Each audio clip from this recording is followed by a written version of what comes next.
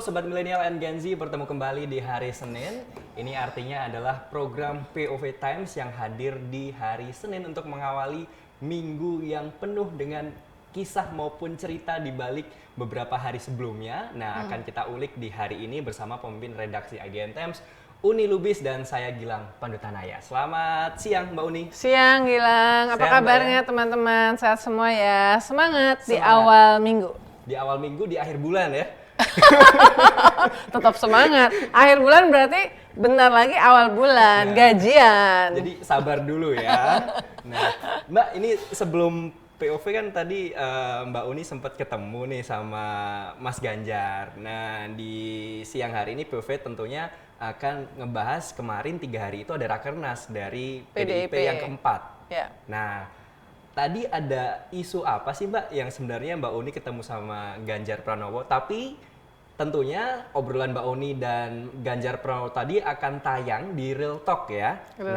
Tanpa spoiler ataupun tanpa menjelaskan secara detail ya, karena nantinya detailnya akan ada di Real Talk ya Mbak. Real Talk itu lebih sore ini ya di YouTube IDN Times. Nah, eksklusif pertama ya, kali. Setelah Rakernas kemarin ya. Nah, ada bocoran dikit Mbak tanpa spoiler ya. Apa Mbak tadi obrolan tadi terkait Rakernas sebelumnya? Ya. Pertama saya mengontak Mas Ganjar Pranowo, Capres PDIP ya kemarin. Itu karena kemarin saya lihat dia duduk di deretan depan ya, di samping Ibu Mega dan Cawapres PDIP Profesor Mahfud, dan juga Mas Ganjar posisinya diapit antara Bu Mega dengan Mbak Puan ya, Ketua DPR dan juga pimpinan, dibandingkan dengan Rakernas sebelumnya yang Mas Ganjar belum dicalonkan dan duduknya juga di belakang gitu ya. Ini saya melihat satu, oh berarti ini komunikasinya dan diposisikannya terhormat di PDIP ya. Karena kan kita melihat sebetulnya belakangan tuh kayak sebenarnya Mas Ganjar ini ngapain sih gitu ya sesudah nggak jadi capres, karena kan tidak ada di struktur PDIP juga. Nah, ternyata kemarin posisinya terhormat, dan kemudian yang kedua saya cek juga ke 2-3 orang elit PDIP ya, apakah Mas Ganjar ini masih komunikasi dengan Bu Mega secara intens. Dijawab iya. Artinya dia bisa menjadi narasumber yang kompeten untuk menceritakan di balik layar. Nah, di balik layar dari Rakernas ya, karena yang di luar, yang di layar ya, yang on the record, saya rasa ada pidato pembukaan dari Ibu Megawati, Ketua Umum PDIP Perjuangan, kemudian juga ada pidato penutupan dari Ibu Megawati, dan juga ada pembacaan 17 poin rekomendasi eksternal dari Rakernas ya. Rakernas kelima Mbak, maaf ya tadi saya tipu, salah keempat ya, harusnya kelima ya. Jadi itu banyak sekali konten yang keluar on the record dari Rakernas selama 3 hari di Ancol ya, dari PDIP, Rakernas PDIP, jadi diberitakan luas. Tetapi saya ingin tahu suasana kebatinan di balik layar ya. Terutama karena misalnya ya di akhir ada Bu Mega mengatakan soal harus konsisten, teguh, hanya bekerja sama dengan pihak-pihak yang punya kesamaan value, mendukung demokrasi, meritokrasi segala macam. Ini jadi siapa ya? Kemudian Bu Mega di poin 17 juga Rakernas merekomendasikan untuk Bu Mega dipilih kembali menjadi Ketua Umum PDIP di Kongres April 2025 kalau saya tidak salah ya. Nah, sementara orang berpikir tadinya apakah Rakernas ini akan menjadi momentum untuk regenerasi kepemimpinan, dalam hal ini Ketua Umum PDIP. Ternyata paling tidak dari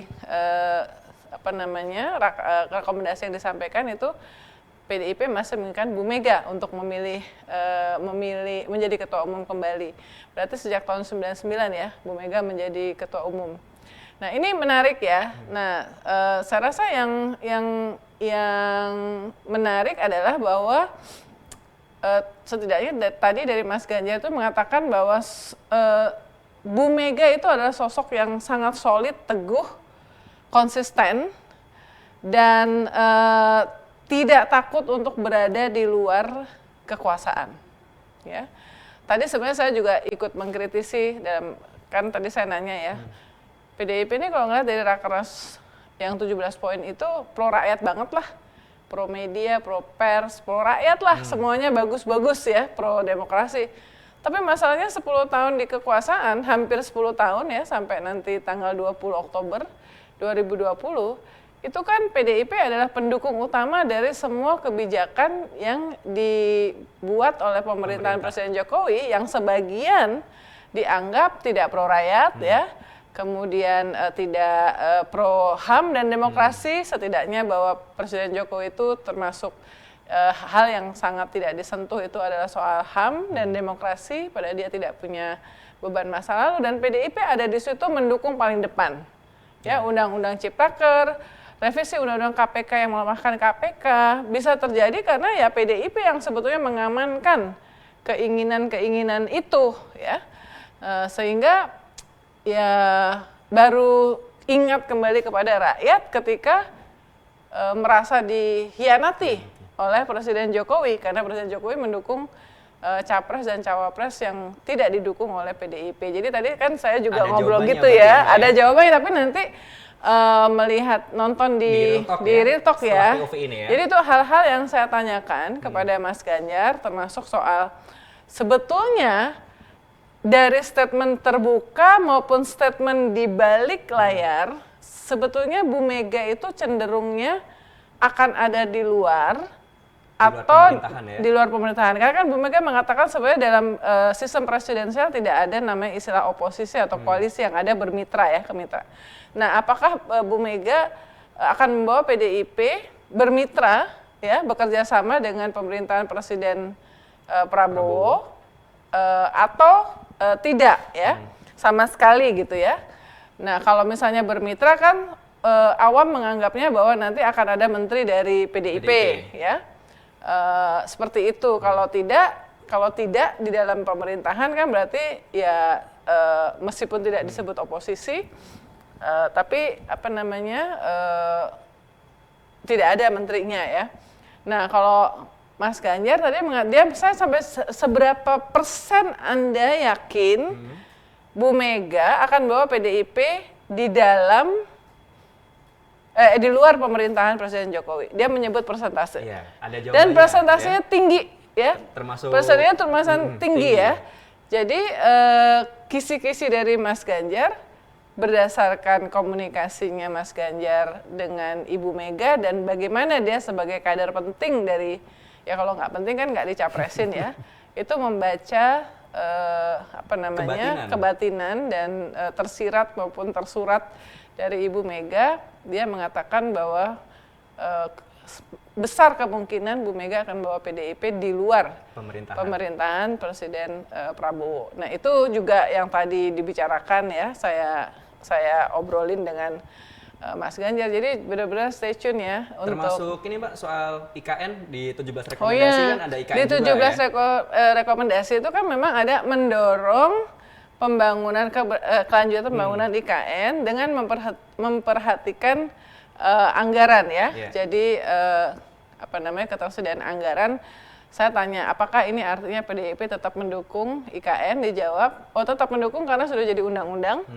Dan itu mungkin salah satu yang kemudian kita kritisi juga tuh kan, mendukung selama ini karena mau mendukung Jokowi, jadi semuanya didukung ya, sudah terlanjur jadi undang-undang dan bisa jadi undang-undang itu juga karena dukungan PDIP, tetapi sebagai korektif. Nah, ini kalimat yang tadi ditekankan sampai 2 kali, PDIP dari rekomendasi eksternal dan dari hasil Rakernas kemarin sebetulnya melakukan tindakan korektif terhadap keterlibatan dukungan dari PDIP terhadap kebijakan-kebijakan yang diambil oleh pemerintahan Presiden Jokowi sebagai konsekuensi dari bahwa mereka berpisah jalan. Nah, itu jadi diakui bahwa pernah mendukung full, bahkan mendukung paling depan, tapi Rakernas kemarin dan rekomendasi eksternal itu menunjukkan ada upaya melakukan korektif.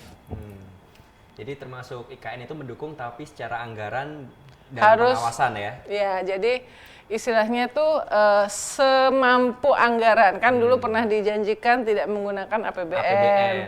Tapi kemudian menggunakan juga ya, meskipun katanya menggunakan APBN itu kantor-kantor pemerintahan, yang lainnya adalah swasta. Tapi intinya mungkin PDIP akan mengawal secara ketat implementasi dari janji Ya. Termasuk what's next dari Ganjar Pranowo tadi juga disampaikan Mbak ya, ke Ya, Mbak Uni ya. jadi sebenarnya di awal saya juga tanya, jadi Mas Ganjar ini sebenarnya sekarang sehari-hari ngapain? Karena tadi kita juga lihat ada tamu-tamu yang juga menunggu ya sebelum wawancara juga tamu apa. Nah, salah satunya yang dia sampaikan juga adalah tanpa diminta pun dia akan berpartisipasi dalam menyukseskan pilkada PDIP untuk pilkada 2024 ini ya, bulan November.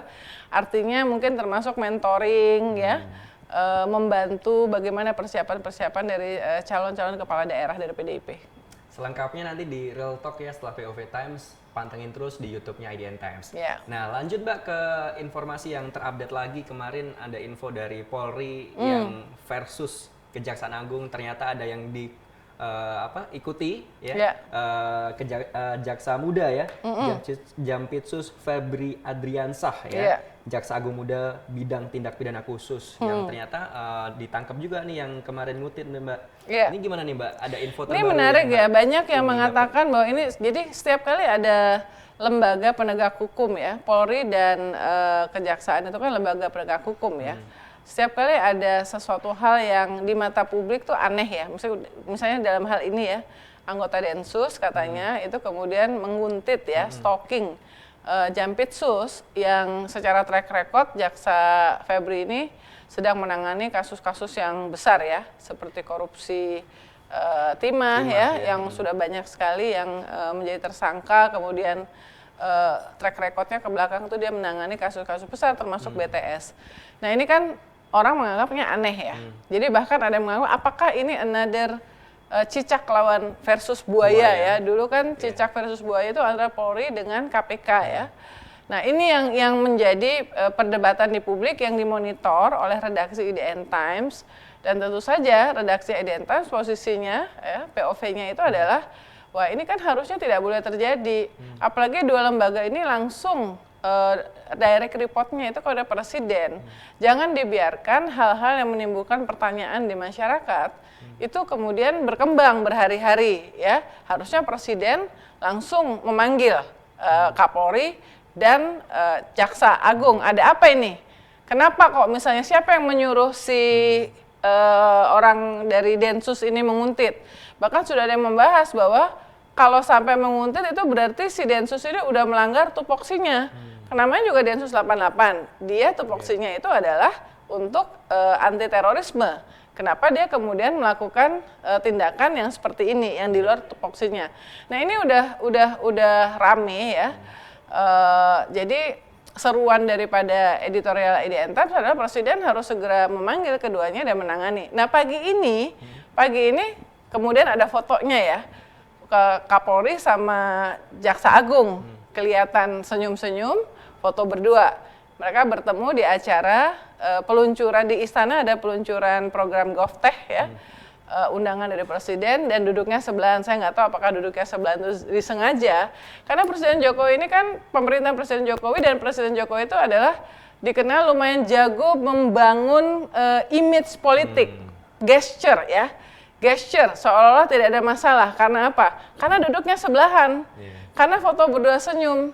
Tapi di balik semua itu rakyat masih bertanya, apakah cukup dengan dijawab dengan foto bahwa kami baik-baik saja karena kami berdua duduk sebelahan, dan of course itu kan di istana ya.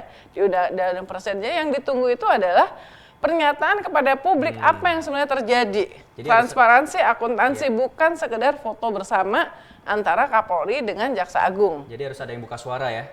Mereka harus, presiden memanggil, kemudian apa yang terjadi, kemudian keduanya muncul kepada publik menjelaskan mengapa ada penguntitan. Bahkan perkembangan terbaru, jaksanya ini dilaporkan ke KPK nih, ini ya, Jampitsus dilaporkan ke KPK disebut ada lelang jabatan ya. Jadi ini berita IDN Times yang terbaru, Jampitsus Febri dilaporkan ke KPK, dia bukan satu-satunya yang dilaporkan ya. Dilaporkan Koalisi Sipil Selamatkan Tambang, Indonesia Police Watch ya. Ada Indonesia Police Watch dan Masyarakat Anti Korupsi ke KPK. Jadi ini dramanya ini masih berlanjut ya, sesudah dikuntit. kemudian dilaporkan. Yeah. Nah, tentu dalam konteks seperti ini, POV dari IDN Times, POV Times itu adalah ini presiden harus turun tangan segera. Presiden turun tangan di semua hal kok, ya. Yeah. Pergi kemana, ngecek jalan, ngecek gorong-gorong, ngecek segala macam. Kenapa dia tidak bisa segera turun tangan untuk sesuatu hal yang melibatkan dua lembaga yang sangat penting dalam penegakan hukum yaitu Polri dan Kejaksaan Agung. Karena sesimpel itu ya ibaratnya Mbak, langsung udah ketemu nih orang malam langsung di berapa kali diputerin ya ibaratnya ya, masa nggak ada segera tindakan gitu. Ya. Termasuk kalau dari DPR ke Kejaksaan Agung kalau bilang kalau misal isu ini makin liar, ini katanya yang diuntungkan justru koruptornya nih Mbak. Ya. Benar berarti Ya, gitu Mbak ya? ya, betul. Jadi ini harus segera, harusnya presiden kalau tidak punya kepentingan apapun dengan kasus-kasus yang sedang ditangani oleh jaksa Jampitsus Febri, melihat ada seperti ini, jelas tadi melanggar tupoksi karena dia anggota Densus, harus ditanya siapa yang menugasi dan ketemu memerintahkan Kapolri sama Jaksa Agung untuk bertemu dan kemudian menyampaikan keterangan secara transparan akuntabel kepada publik apa yang sebetulnya sedang terjadi. Oke. Itu tadi dua isu terhangat di beberapa hari ini, Sobat Milenial and Gen Z. Ikuti terus perkembangan informasinya hanya di IDN Times dan saksikan terus POV Times bersama pemimpin redaksi Unilubis setiap hari Senin. Saya Gilang Mandutanaya beserta pemimpin redaksi IDN Times Unilubis pamit undur diri. Terima kasih dan sampai jumpa. Sampai jumpa. Makasih Mbak Uni. Sama-sama.